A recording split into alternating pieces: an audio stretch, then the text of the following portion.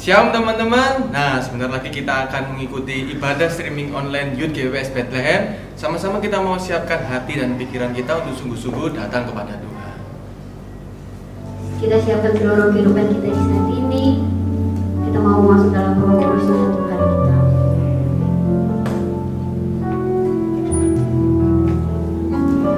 Bapak, kami datang menyembah Tuhan. Kami percaya Tuhan ada bagi kami. Terima kasih Tuhan.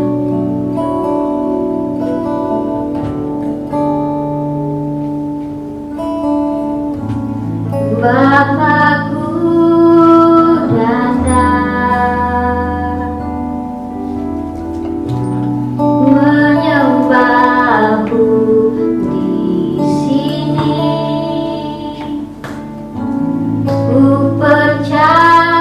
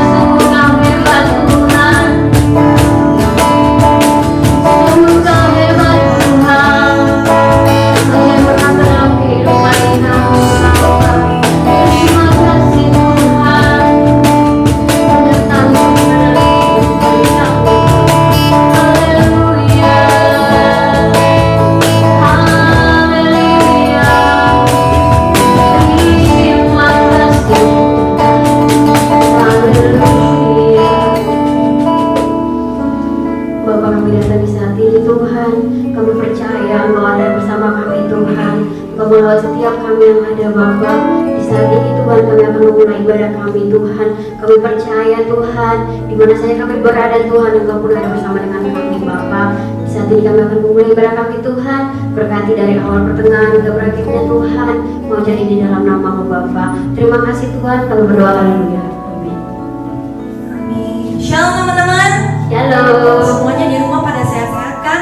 Hari ini kita sama-sama mau datang untuk memuji Tuhan. Nah, semoga di rumah semuanya kita mau sama-sama tetap merasakan sukacita, walaupun semuanya mungkin kita nggak bisa kumpul-kumpul ya, tapi nggak apa. Yang penting kita mau sungguh-sungguh memberikan yang terbaik untuk Tuhan. Amin. Amin.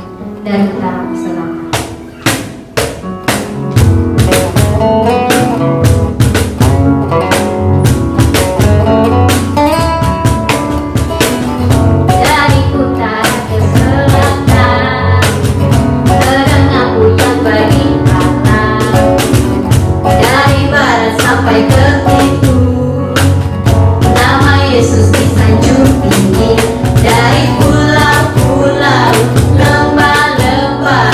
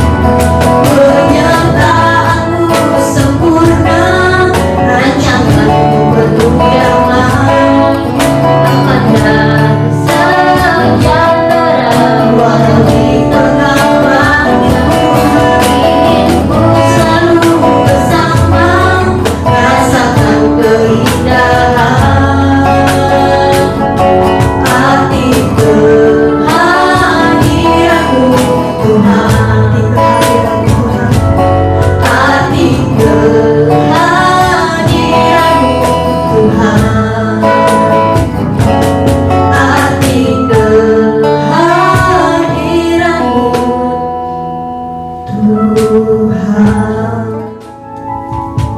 sungguh besar Tuhan.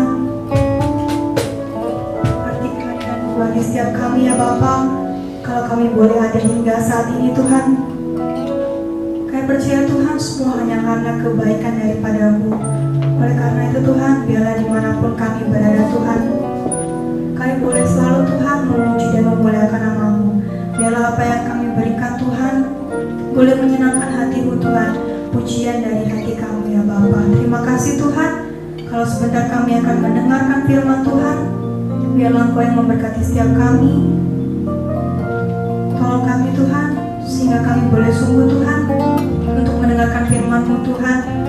Biarlah Engkau yang membuka mata hati telinga pikiran kami Tuhan, sehingga firman yang masuk Tuhan boleh tertanam dengan baik, bahkan berbuah dalam kehidupan kami. Terima kasih Tuhan, memberkati hamba-Mu yang akan membawakan firman-Mu. Biarlah Engkau yang mengurapi beliau, apa yang beliau katakan semuanya daripada-Mu. Terima kasih Tuhan, dalam nama Tuhan Yesus Kristus, haleluya, amin. Ya teman-teman, sama-sama kita mendengarkan firman Tuhan. Shalom saudara-saudariku yang saya kasih di dalam Kristus. Apa kabar? Semoga kita semuanya senantiasa dalam perlindungan Tuhan dan dalam berkat-berkat Tuhan. Amin. Pada saat ini saya mengundang untuk setiap kita untuk kita merenungkan firman Tuhan, ya, yang kita alami saat-saat ini, pada saat-saat kita mungkin mau meresapi ya kejadian yang terjadi akhir-akhir ini, beberapa bulan ini, bisa dihitung 4 bulan ya. Kita sangat terbatas dalam berinteraksi dengan satu yang lain.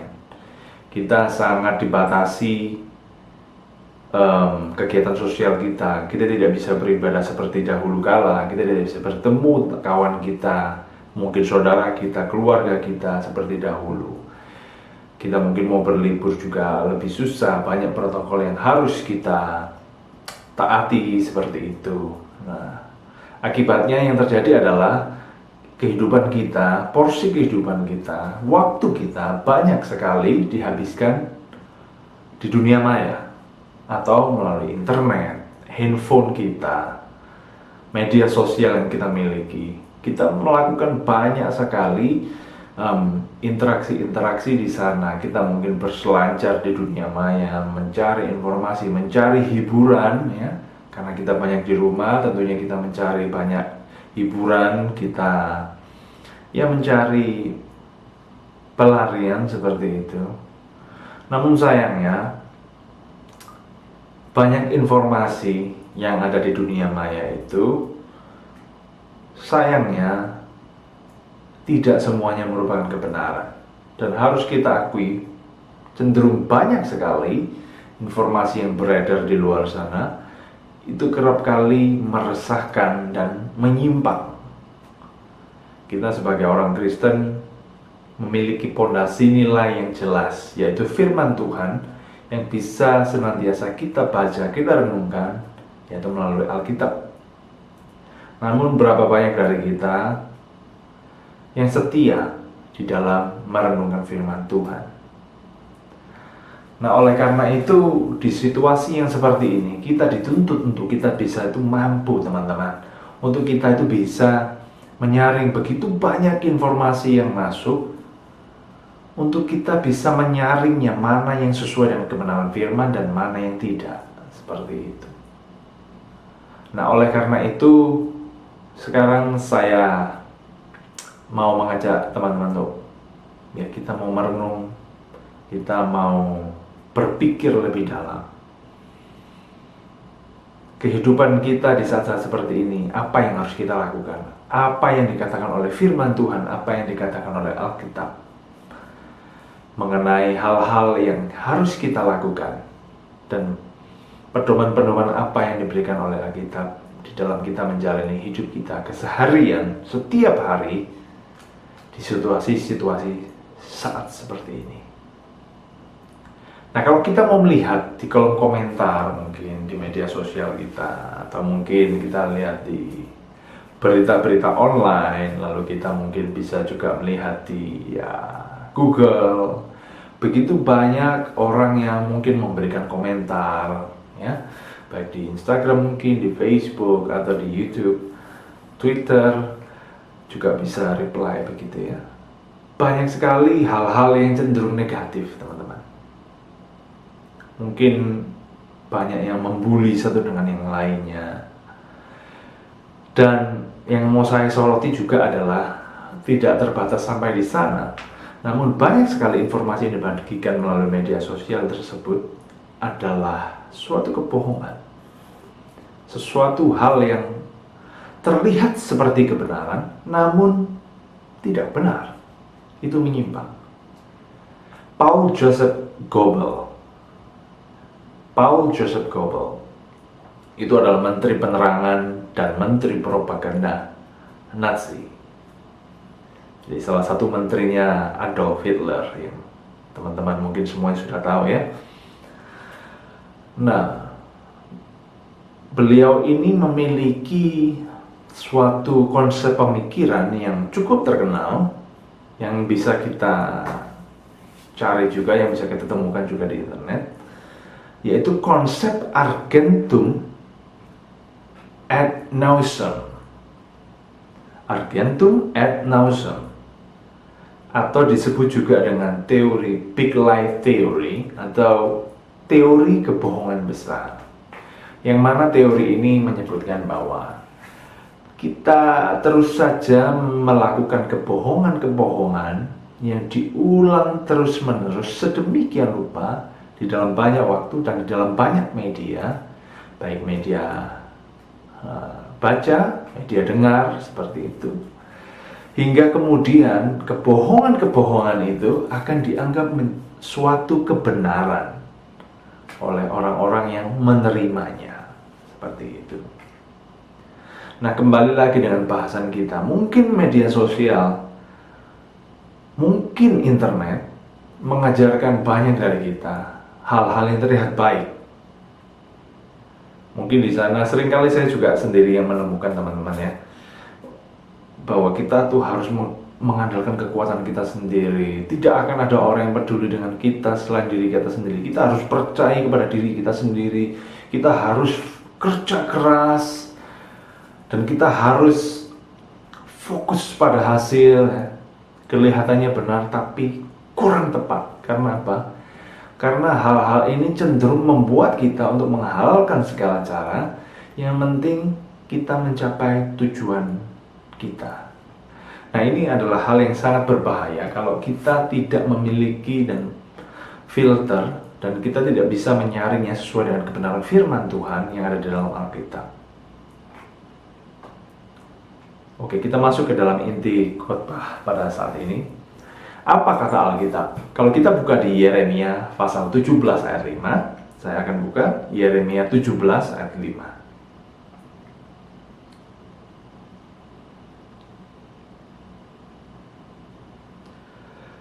Beginilah firman Tuhan, terkutuklah orang yang mengandalkan manusia, yang mengandalkan kekuatannya sendiri, dan yang hatinya menjauh daripada Tuhan.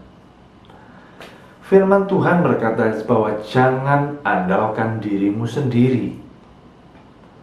Lalu kita buka di Roma pasal 3 ayat 23 sampai dengan 25. Roma, kita buka di Roma pasal 3 ayat 23 sampai dengan 25a.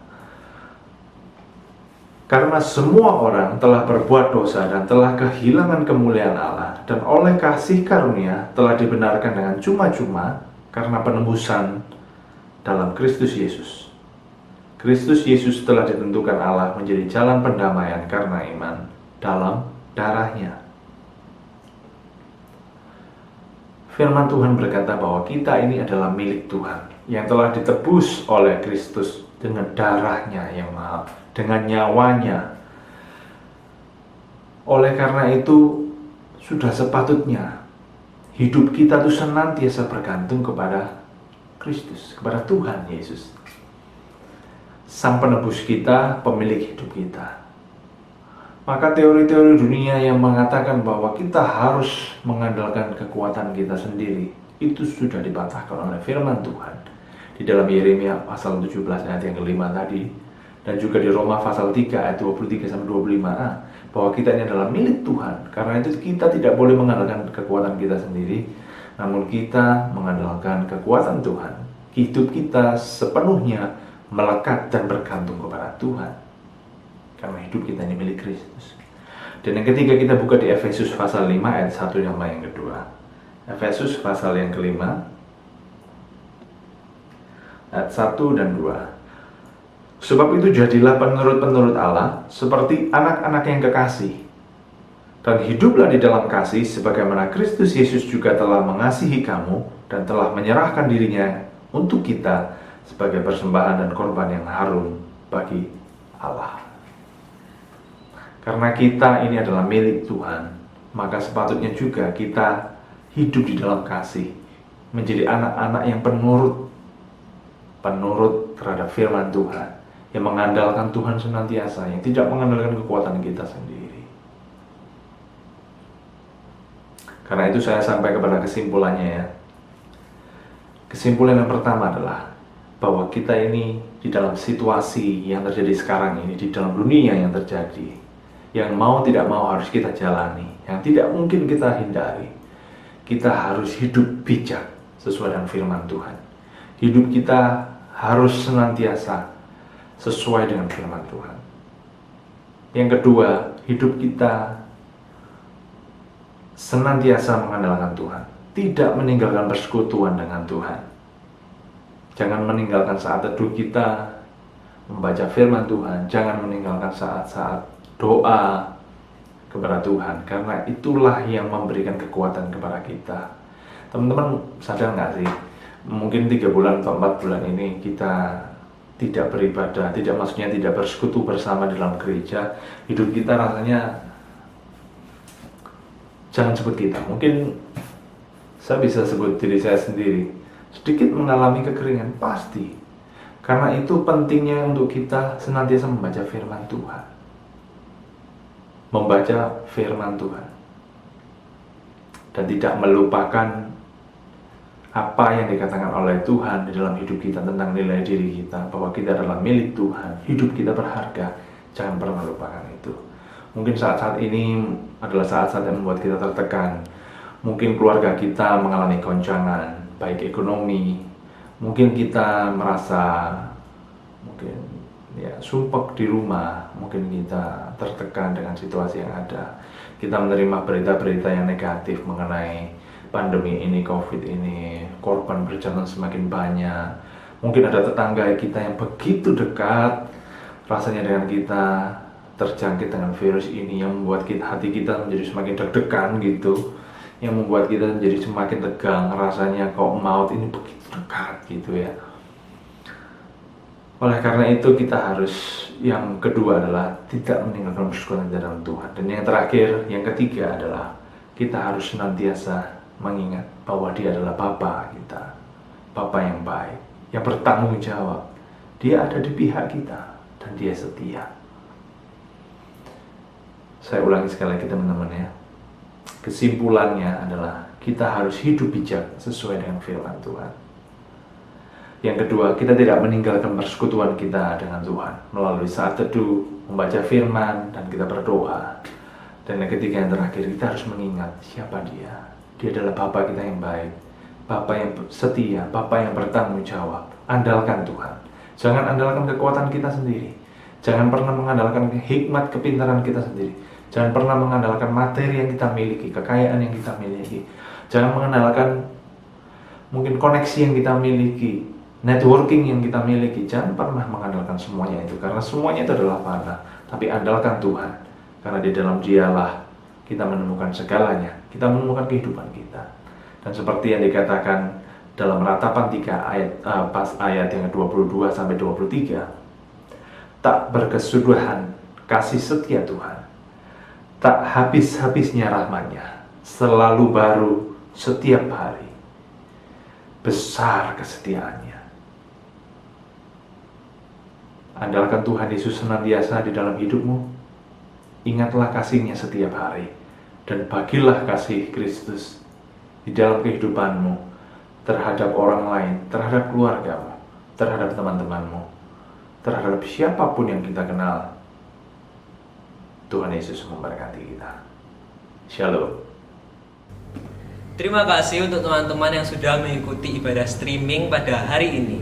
Dan sebagai info buat teman-teman, untuk beberapa waktu ke depan ibadah youth akan dilakukan secara online. Untuk informasi tambahan juga, ibadah umum di gereja akan mulai diadakan per tanggal 12 Juli 2020 jam 7 pagi. Nah, bagi kalian yang ingin ikut, boleh kok, asalkan sesuai dengan protokol kesehatan yang ada, seperti pakai masker dan juga pastikan diri kalian dalam keadaan sehat ya. 3. Sekian, Stay healthy. be happy, and God bless you.